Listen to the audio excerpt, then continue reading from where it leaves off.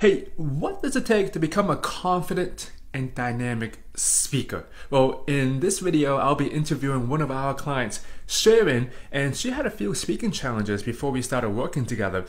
She didn't want to feel her heart palpitate every single time when her name was called to speak. She did not want to memorize everything, and she wanted to become a confident and dynamic speaker. Well, in this interview, you'll find out how Sharon went from being a nervous speaker to being a confident and dynamic speaker. Well, we're gonna jump to the interview. I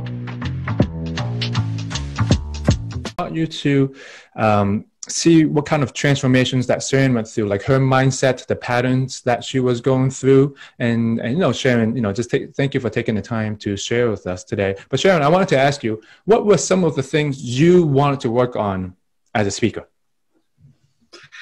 I wanted to be a charismatic lion.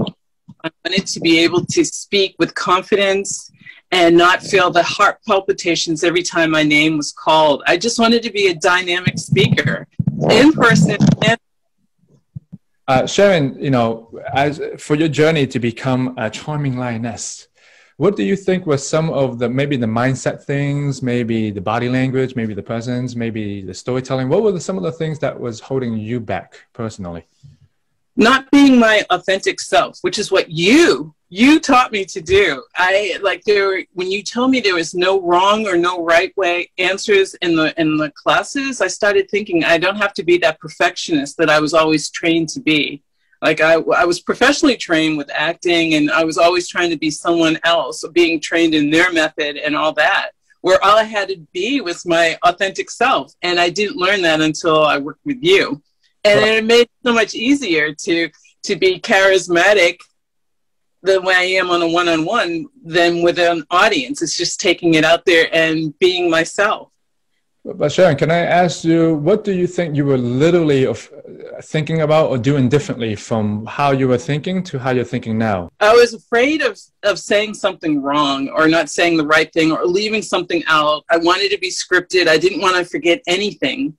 But then when I was in the class, I learned that it's okay. I don't have to follow the script. I can just say what I know. And the audience doesn't know that I left anything out or that I'm adding anything into the script.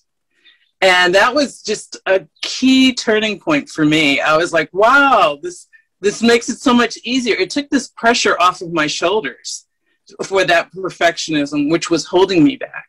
Yeah. And I have to ask the audience, I'm sorry, Sharon. I felt like I had to memorize a script, and I didn't. So what are some of the things that you think you would do differently now than before? Oh, not memorizing a script anymore and being authentic, just being myself.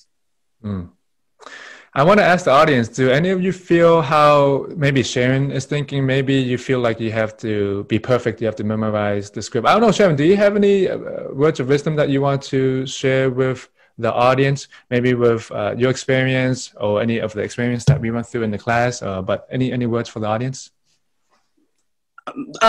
Trusting in myself. I needed to believe in myself first, like, yes, I got this. I can do this. And I also needed to have the drive. Like, if you're not willing to put in the work and be dedicated to making it work, then you should wait until you are ready to do that. Because once you have it in your mind that this is something I need to do, something that I want to do, and especially during the pandemic, you have to be able to speak online.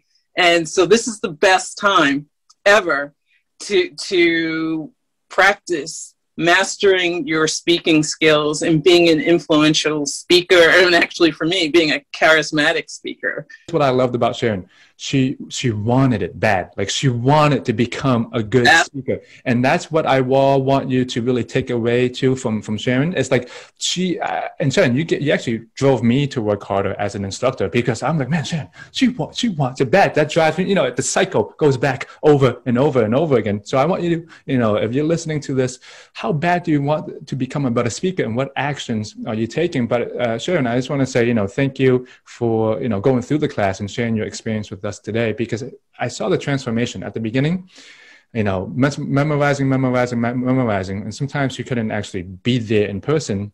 But now I see, Sharon, that you're just being yourself authentically, sometimes without we all overthink, but without overthinking so much when you're in the moment itself.